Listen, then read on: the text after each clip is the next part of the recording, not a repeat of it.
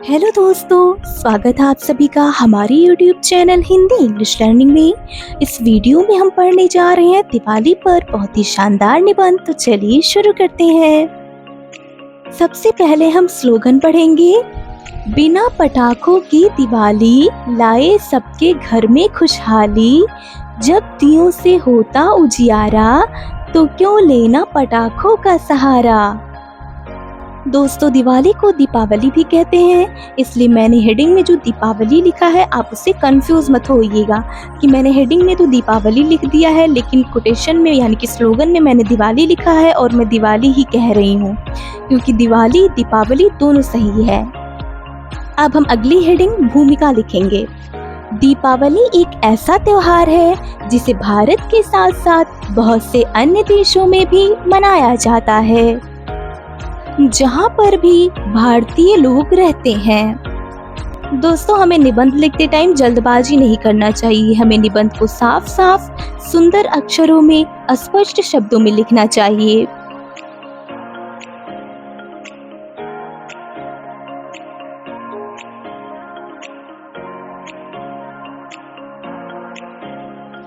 जब कोई व्यक्ति अपने अज्ञान रूपी अंधकार को हटाकर उस पर ज्ञान रूपी उजाले को प्रज्वलित करता है तो उसे एक बहुत ही असीम और अलौकिक आनंद का अनुभव होता है। दोस्तों, कोई भी निबंध लिखने से पहले उसमें स्लोगन जरूर लिखें, जो कि मैंने ऊपर लिखा हुआ है, क्योंकि जो हमारा स्लोगन होता है वो टीचर को या फिर कोई भी जो आपकी कॉपी चेक कर रहा है उसको बहुत अट्रैक्ट करता है। तो इसीलिए स्लोगन जरूर लिखें, और ऐसा ही नहीं बस स्लोगन लिखें, तो अच्छा स्लोगन लिखें, अच्छे शब्दों में लिखें, अच्छी हैंडराइटिंग में लिखें, और उसको हो सके तो कलरफुल पेन से लिखें। मतलब कि अगर आप कोई पेन यूज करना चाहते तो आप ब्लू एंड ब्लैक यूज कर सकते हैं। मैंने तो रेड पेन का यूज किया, लेकिन आप अगर कोई एग्जाम की कॉपी में लिख रहे हैं तो ब्लू एंड ब्लैक पेन से स्लोगन लिखें, और बहुत ही अच्छा स्लोगन लिखें, और हो सके तो 4 लाइनों का स्लोगन लिखें। दो लाइनों की जगह पे 4 लाइनों का स्लोगन लिखें। और हाँ दोस्तों, एक बात और कहना चाहती हूँ, जैसे मैंने ऊपर हेडिंग लिखा है भूमिका, वो हमारी हेडिंग है। हेडिंग को आप हमेशा थोड़ा डार्क पेन से लिखें और उसको अंडरलाइनिंग करें। मतलब कि जैसे मैंने यहाँ पर 2 अंडरलाइनिंग, भूमिका के नीचे मैंने 2 अंडरलाइन दिया है, तो आप ऐसा करें कि हेडिंग को हमेशा डार्कर पेन से लिखें। मतलब कि जो आप नॉर्मल पेन से लिख रहे हैं उससे थोड़ा गाढ़ा चलता हो, ऐसे पेन से हेडिंग लिखें और उसको अंडरलाइन करें, फिर वहां से लिखना शुरू करें। तो सामने वाले को, मतलब जो देख रहा है, उसको अट्रैक्ट करता है आपका हेडिंग, और वो मतलब ज़्यादा दिखाई देता है कि हाँ ये हेडिंग है, हेडिंग में बच्चे ने ये लिखा है। तो हेडिंग पे खास तौर पर ध्यान दिया कीजिए दोस्तों। अब चलिए पढ़ने पे ध्यान देते हैं दोस्तों। आगे क्या है हमारा। दीपावली भी इसी तरह का त्योहार है, क्योंकि इस दिन भगवान श्री राम अर्थात ज्ञान ने रावण रूपी अज्ञान को पराजित किया था। दोस्तों, आप लोग मेरी वीडियोस में पूछते हैं मैम आप कौन सा पेन यूज़ करती हैं, तो मैं बताना चाहती हूँ कि मैं कोई सा भी पेन, मतलब 10 ही रुपये का पेन यूज़ करती हूँ, उससे ज़्यादा महंगा पेन तो मैं यूज़ नहीं करती हूँ। लेकिन मेरे वीडियोस में ये होता है कि मैं बस जेल ही पेन का यूज़ करती हूँ, डॉट पेन का बहुत कम यूज़ करती हूँ, क्योंकि जो जेल पेन होता है, जेल पेन की हैंडराइटिंग जो होती है वो थोड़ी ब्राइट होती है, और अगर हम मतलब बहुत अच्छी हैंडराइटिंग में लिख भी रहे हैं लेकिन बॉल पेन से लिख रहे हैं या फिर जो डॉट पेन होती है उससे लिख रहे हैं तो थोड़ी वो धुंधली, मतलब उसमें उतनी चमक नहीं होती है। तो अगर आप मतलब कंफर्टेबल है जेल पेन से, तो मेरा ये कहना होगा कि आप भी जेल पेन का ही यूज़ करें, क्योंकि जेल पेन की जो हैंडराइटिंग होती है वो बहुत ब्राइट दिखती है, वो बहुत अच्छी लगती है। और एग्ज़ाम टाइम पे अगर आप पेन यूज़ कर रहे हैं जेल पेन, तो ये ध्यान दें कि हमेशा वाटर प्रूफ जेल पेन का यूज़ करें, क्योंकि आपको नहीं पता है कि आपकी कॉपी कहाँ कहाँ होके जाती है। टीचर चेक कर रहा है तो कैसे चेक कर रहा है, मतलब क्या है वहाँ का, क्या नहीं है। अगर गलती से भी पानी गिर गया तो पूरा कॉपी ख़राब हो सकता है। तो आप हमेशा ध्यान रखें कि वाटर प्रूफ जेल पेन का ही यूज़ करें। तो चलिए आगे तो पढ़ते हैं दोस्तों। आगे क्या है हमारा। राम जी के वनवास से वापसी के लिए लोगों ने पूरी अयोध्या नगरी को फूलों, दीपों और रंगों से बहुत ही अच्छी तरह से सजाया था। दोस्तों इस वीडियो में जो मैंने पेन का यूज़ किया है वो है फ्लेयर का पेन, लेकिन ये शायद इसको कुछ और बोलते हैं, पायलट पेन या फिर ऐसे ही कुछ बोलते हैं, क्योंकि इसका निब थोड़ा डिफरेंट टाइप का होता है। मुझे इस टाइम पे ध्यान नहीं आ रहा है, लेकिन मैंने इसको ये फ्लेयर का पेन यूज़ किया है और ये मार्केट में आपको आसानी से 10 रुपये का मिल जाएगा। मतलब कहीं भी आप जाएंगे, बोलेंगे फ्लेयर का पेन दीजिए तो आपको ये 10 रुपये का मिल जाएगा। दोस्तों अब हैंड राइटिंग की बात हो ही रही है तो मैं आपको बता दूं कि हैंड राइटिंग केवल पेन पे ही डिपेंड नहीं करती है। पेन तो अच्छा होना ही चाहिए, क्योंकि पेन अच्छा रहेगा तो जाहिर सी बात है हैंड राइटिंग अच्छी लगेगी, लेकिन हैंड राइटिंग होनी भी तो अच्छी चाहिए। तो इसीलिए अगर आपकी हैंड राइटिंग अच्छी नहीं है तो आप प्रैक्टिस करिए। आप 1 महीने तक 30 दिनों तक लिखिए, 2-3 पेज डेली लिखिए। कोई सी भी सब्जेक्ट की आपकी हैंड राइटिंग नहीं अच्छी बन रही है, चाहे वो इंग्लिश हो या फिर हिंदी हो, उसके बाद आप खुद ही मिलाइएगा। पहले दिन जो आपने लिखा था और 30वें दिन जो आपने लिखा है उसमें डिफरेंस आपको खुद ही देखने को मिल जाएगा। आगे बढ़ते हैं दोस्तों, उसके बाद मैं आपको थोड़ा सा ज्ञान देती हूँ, मैं भी बातों में ही फंस जाती हूँ। जिसकी वजह से इसे दीपावली नाम दे दिया गया और हर साल मनाया जाने लगा। दोस्तों आपने एक कहावत बहुत सुनी होगी कि प्रैक्टिस मेक्स मैन परफेक्ट, मतलब प्रैक्टिस ही एक मनुष्य को परफेक्ट बनाता है, एक इंसान को परफेक्ट बनाता है। तो सेम ही वही रूल आप अपने हैंड राइटिंग पे कर लीजिए कि प्रैक्टिस ही आपके हैंड राइटिंग को परफेक्ट बनाएगा। अब आगे चलते हैं दोस्तों, नेक्स्ट हेडिंग है हमारी दीपावली का इतिहास। दीपावली त्योहार को अक्टूबर या नवंबर के महीने में कार्तिक मास की अमावस्या के दिन मनाया जाता है, क्योंकि इस दिन का हमारे भगवान श्री राम से बहुत ही गहरा संबंध है।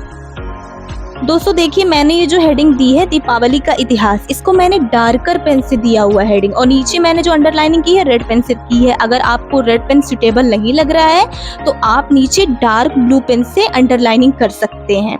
और सेम ही इसी तरह से हेडिंग दीजिएगा और आगे से इसी तरह से लिखिएगा, चाहे वो कोई सा भी टॉपिक हो। मतलब यहाँ पर तो हम दीपावली का निबंध लिख रहे हैं, आप किसी भी उस पे सब्जेक्ट पे निबंध लिखें तो सेम ही ऐसे ही लिखिएगा। वो देखने वाले को बहुत ही अच्छा लगेगा और अट्रैक्ट करेगा। जैसे कि अभी मैं लिख रही हूँ तो आपको शायद देखने में अच्छा लग रहा होगा। कमेंट में बताइएगा जरूर कि अच्छा लग रहा है या फिर नहीं अच्छा लग रहा है।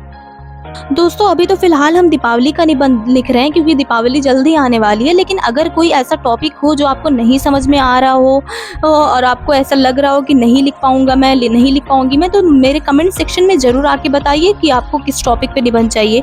आप कमेंट में बता देंगे तो मैं ज़रूर कोशिश करूँगी उस टॉपिक पे निबंध लाने की, क्योंकि मेरा काम क्या है, यही आप लोगों के लिए निबंध लाना और इसको वीडियो में बनाना, कन्वर्ट करना, आपको पेश करना। तो प्लीज़ कमेंट किया कीजिए। दोस्तों मैं बातों बातों में फंस के फिर पढ़ाना भूल ही जाती हूँ। ऐसा है, मेरे जो स्टूडेंट्स मुझसे आते हैं पढ़ने घर पे, वो भी कहते हैं मैम आप आधा पढ़ाती हैं आधा गुम हो जाती हैं। तो चलिए आगे पढ़ते हैं दोस्तों। इस दिन भगवान श्री राम ने लंकापति रावण को मारकर सीता माता को पुनः प्राप्त किया था। हम यहाँ पर दीपावली का इतिहास पढ़ रहे हैं। अगर आप ये एक बार भी देख के मतलब पढ़ के समझ लेंगे तो आप खुद से निबंध लिख सकते हैं। निबंध लिखने में ऐसा कोई टफ नहीं है कि उसको पढ़ा जाए, रटा जाए। मैं तो कहती हूँ दोस्तों, आप निबंध की वीडियो जब शुरू किया कीजिए तो मतलब बहुत ही ध्यान से उसको एक बार पढ़ लीजिए। पूरा जो मैं कह रही हूँ, आपको पढ़ा रही हूँ, दिखा रही हूँ, कुछ भी कर रही हूँ, उसको बहुत ध्यान से पढ़िए और एक बार लिख लीजिए, फिर लिख के पढ़िए। देखिएगा आपको खुद से याद हो जाएगा, क्योंकि रटने वाली चीज़ नहीं है कोई इसमें भी, क्योंकि इतिहास है, दीपावली का दिन है। जो भी हेडिंग आगे आएगी आप देखेंगे खुद से ही, इसमें रटने वाला कुछ नहीं है। बस एक बार पढ़ लेंगे, आराम से आपके दिमाग में वो फीड हो जाएगा।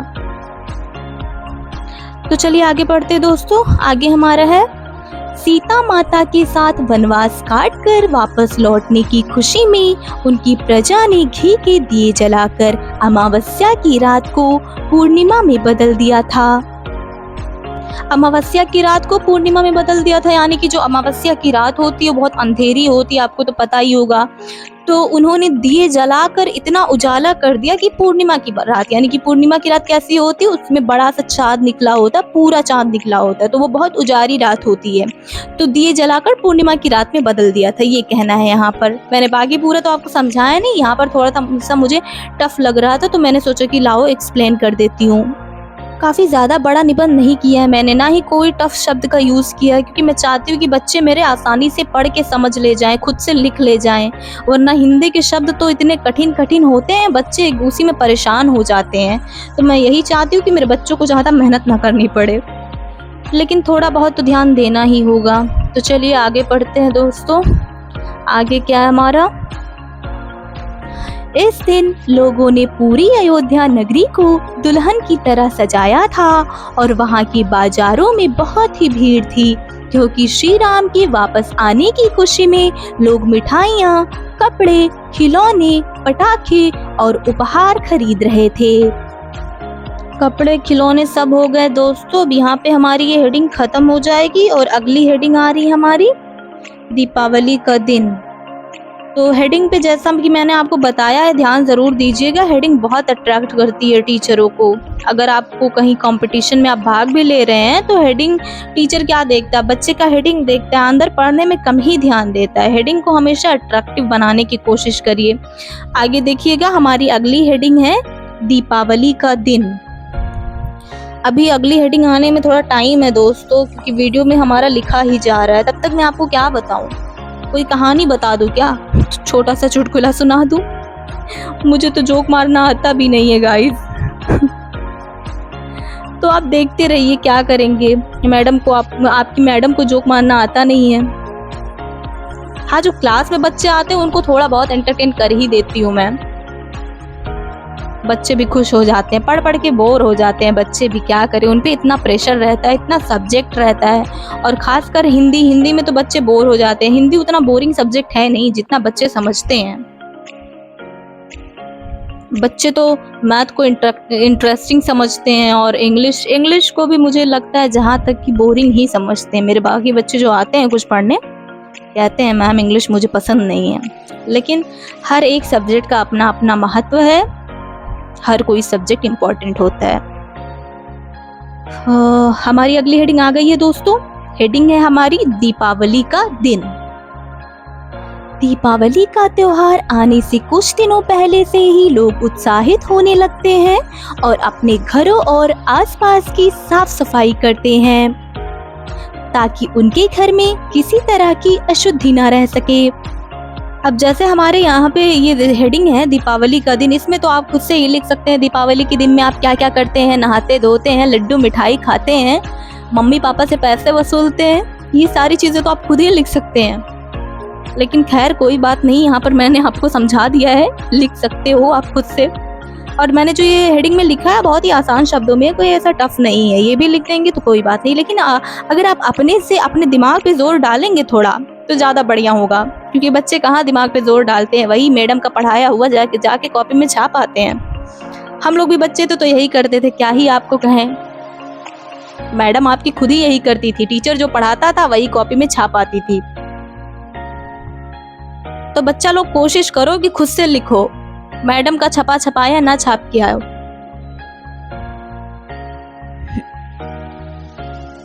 अरे वीडियो मेरी बहुत स्लो चल रही है दोस्तों।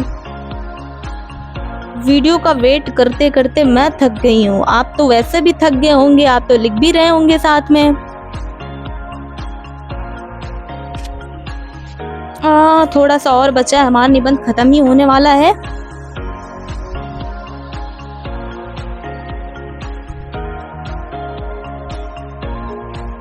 किसी तरह की अशुद्धि ना रह सके। जल्दी लिखो भाई, कंप्यूटर तुम इतना स्लो लिखते हो। हाँ, खत्म हो गया। अब आगे पढ़ लेते हैं दोस्तों। इस दिन लोग बहुत ही खुश रहते हैं और एक दूसरे को बधाई देते हैं। ये भी कोई बताने वाली बात है कि इस दिन लोग खुश रहते हैं? जाहिर सी बात है, दीपावली का त्योहार है, हर कोई खुश रहेगा। बच्चा खुश, बूढ़ा बच्चा, हर कोई खुश, जवान भी खुश। और बधाइयाँ तो लोग एक दूसरे को देते ही देते हैं। Happy Diwali, happy Diwali, happy Diwali, हर कोई कहता हुआ नजर आता है। आगे क्या है? अरे कंप्यूटर जल्दी चलो भाई, लेट हो रहा है बच्चों को। आगे है हमारा, इस दिन लोग अपने बच्चों के लिए खिलौने, मिठाइयाँ, बर्तन, कपड़े और पटाखे खरीदते हैं। ये भी कोई बताने वाली बात नहीं है गाइस, आप खुद से लिख सकते हो। बार बार मैं यही बोल रही हूँ, आप सब कुछ खुद से लिख सकते हो, क्योंकि दीपावली का हमारा ऐसा त्योहार है जो हर साल आता है, बार बार आता है और हम लोग उसे बार बार मनाते हैं। लिखते रहो, देखते रहो, वेट करो, क्या करेंगे, आगे थोड़ा सा और है दोस्तों, उसके बाद फिर हम उपसंहार हमारी लास्ट हेडिंग है वो पढ़ लेंगे, फिर दीपावली का हमारा यह निबंध खत्म हो जाएगा, कंप्लीट हो जाएगा। कमेंट में बताना ज़रूर, अगर कोई आपको गलती वलती दिखी नज़र आई हो तो बताना ज़रूर कमेंट में। वैसे कोशिश तो मैं पूरी करती हूँ कि कहीं कोई मिस्टेक ना हो। चलिए गाइस आगे बढ़ते हैं। कहाँ पढ़ते हैं हम, खरीदते हैं। आगे हमारा, इस दिन लोग अपने अपने घर में लक्ष्मी पूजन करते हैं, जिसके बाद वे अपनी कला का भी प्रदर्शन करते हैं। दोस्तों कमेंट में जरूर बताइएगा आपको मेरा वीडियो लगा कैसे।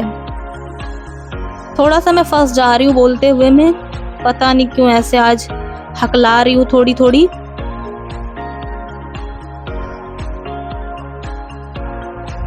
हैंडराइटिंग मेरी आपको कैसी लगती है गाइस, बताइएगा जरूर। वैसे तो हैंडराइटिंग की तारीफ करते हैं आप लोग, अब खुद से नहीं कह रही हूँ मैं, कमेंट्स आते हैं उसी का बता रही हूँ। लेकिन इस वीडियो में भी कमेंट कर ही दीजिएगा कि हैंडराइटिंग मेरी आप सबको कैसी लगती है। अगले पेज पे आ जाते हैं उसी हेडिंग में। इस दिन सभी लोग अपने आपसी द्वेष और कलेश मिटाकर एक दूसरे को गले लगाते हैं और मिठाइयाँ खिलाते हैं। मैंने बस इतना ही लिखा है कि एक दूसरे को गले लगाते हैं और मिठाइयाँ भी खिलाते हैं, लेकिन ज़्यादातर आप लोग देखते होंगे एक दूसरे के घर मिठाइयाँ भी भिजवाते हैं दीपावली में। हमारे इधर तो यही होता है, अपने दोस्तों के यहाँ, रिश्तेदारों के यहाँ, और जो अदर कास्ट के, अदर रिलीजन्स के हमारे दोस्त होते हैं उनके यहाँ भी हम लोग मिठाइयाँ भिजवाते हैं। तो ये चीज़ें सारी मैंने ऐड नहीं की, आपके दिमाग में उस टाइम पे जो भी आए आप सब लोग उसमें ऐड कर दीजिएगा, क्योंकि मैंने सोचा कि जहाँ तक वो वीडियो हमारी छोटी हो, निबंध भी हमारा थोड़ा छोटा हो, क्योंकि कुछ बच्चे ऐसे होते हैं जो इसी को रटते हैं, मतलब उनको अलग से कुछ जोड़ना नहीं होता है, तो उनके लिए भी थोड़ी आसानी हो। बाकी जो समझदार बच्चे हमारे खुद से लिखेंगे उनको तो पता ही होगा। वैसे हर बच्चा हमारा समझदार है, किसी को समझ जल्दी आती है, किसी को समझ थोड़ा लेट आती है, तो ऐसी कोई बात नहीं है। अब ये हमारी आखिरी हेडिंग है, उपसंहार। आखिरी हेडिंग उपसंहार में चलिए लिखते हैं दोस्तों, दीपावली भारत में सभी धर्मों के द्वारा मनाए जाने वाला एक त्योहार है, क्योंकि यह सभी के लिए खुशी और आशीर्वाद लेकर आता है। हाँ, खुशी तो लेकर आता है, ये बात तो सही है, और आशीर्वाद भी लेकर आता है। हर कोई खुश रहता है, किसी के ऊपर कितना भी दुख गम क्यों ना हो दोस्तों, अगर त्योहार आ जाता है तो बंदा खुशी हो जाता है। किसी को कोई खुशी नहीं तो नए कपड़े पहनने की खुशी हो जाती है। बच्चों की तो इसमें भाई साहब पूछो मत, बच्चे जो खुश होते हैं ना त्योहारों में, होली, दीपावली, ईद, बच्चों का ही तो रहता है ये सब त्योहार। हमारा भी रहता है, लेकिन हम लोग बड़े हो जाते हैं तो खुशियाँ थोड़ी थोड़ी कम हो जाती है, इधर उधर का कलेश चलता रहता है लाइफ में। आगे बढ़ते हैं दोस्तों, जिंदगी के दुख गमों को भुला के। आगे क्या है हमारा, आगे हमारा अभी थोड़ा टाइम है आने में। आशीर्वाद लेकर आता है, जल्दी जल्दी पढ़ा दूं क्या दोस्तों, थोड़ा सा ही बचा है। नहीं, साथ ही में चलते हैं, जैसे लिखा जा रहा है वैसे ही पढ़ाती हूँ। अब चलिए फिर से पढ़ते हैं। इस त्योहार की वजह से हर साल लोगों को बुराई पर अच्छाई की जीत का एक नया सत्र सीखने को मिलता है। हाँ, ये बात तो सही है, कोई भी त्योहार हो हमें कुछ न कुछ तो जरूर सिखा के जाता है। जैसे कि ये होली दीपावली हो गए, ये दोनों तो हमें ये साफ साफ सिखा के ही जाते हैं कि कुछ भी हो, बुराई कितना भी मजबूत क्यों ना हो, कितना भी ताकतवर क्यों ना हो, लेकिन जीत हमेशा अच्छाई की होती है। अच्छाई और सच्चाई की जीत हमेशा ही होती है दोस्तों। तो ये चीज़ बहुत अच्छी है त्योहारों के बारे में। हमारे भारत के त्योहार तो हैं ही एक से एक।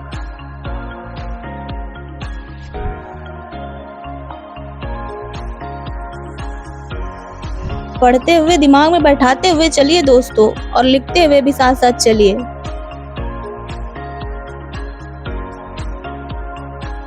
आगे बढ़ते हैं दोस्तों। किसी भी तरह का पर्व हमें उसके भूत में ले जाता है और हम फिर से एक बार उसके पीछे के कारणों को याद कर पाते हैं। यह एक बहुत ही अच्छा तरीका होता है अपने पुराने समय या अपने देश के अतीत को स्मरण करने का। यहाँ पे हमारा निबंध कंप्लीट हो गया है दोस्तों। इसको अच्छे से ध्यान से पढ़िएगा, एक बार लिख भी जरूर लीजिएगा, लिख के पढ़िएगा, दिमाग में आपके तुरंत आ जाएगा।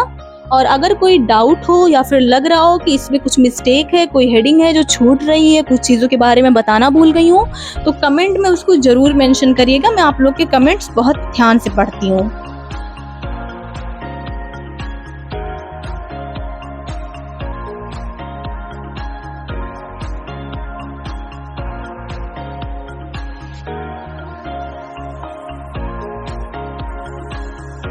भाइयों बहनों को भी दिखाया करो। जरूरी थोड़ा ना है कि खुद ही ज्ञान बटोर लो, सबको ज्ञान दिया करो। और ये सारी चीजें तो अच्छी ही होती है, नॉलेज मिलती है इन चीजों से। अब दिवाली के त्योहार को मनाने के पीछे का कारण बहुत ही लोग को नहीं पता है, तो भेजो उनको, शेयर करो ताकि उन लोग को भी पता चले कि दिवाली हम क्यों मनाते हैं, दिवाली में क्या क्या होता है। तो बस दोस्तों, हमारा निबंध यहाँ पे कंप्लीट हो गया और मेरा भी गला सूख गया है दोस्तों बोलते बोलते। तो प्लीज़ अगर आपको यह निबंध पसंद आया हो तो वीडियो को लाइक कीजिए, शेयर कीजिए और हमारे चैनल हिंदी इंग्लिश लर्निंग को सब्सक्राइब कीजिए। मैं फिर से मिलूंगी आपको एक ही ऐसे नए और वीडियो के साथ। धन्यवाद दोस्तों, बाय बाय, टेक केयर।